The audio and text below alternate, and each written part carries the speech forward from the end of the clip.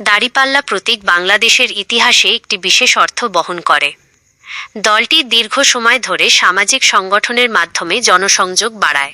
এই দাঁড়িপাল্লা প্রতীক ন্যায় বিচার, সমতা ও ইসলামী আদর্শের প্রতীক হিসেবে ব্যবহৃত হয়ে এসেছে। দলটির নেতারা বলছেন, দাঁড়িপাল্লা মানে হচ্ছে সমাজে ভারসাম্য ও ন্যায়ের প্রতীক, যা ইসলামী দৃষ্টিকোণ থেকে একটি ন্যায্য সমাজ গঠনের প্রতিশ্রুতি দেয়। তবে সমালোচকরা মনে করেন, জামায়াতের পুনরুত্থান রাজনীতিতে নতুন বিতর্কের জন্ম দিতে পারে। কিছু মহল বলছে, নতুন প্রজন্মের তরুণদের টার্গেট করে তারা সামাজিক মাধ্যমে সক্রিয় ভূমিকা নিচ্ছে।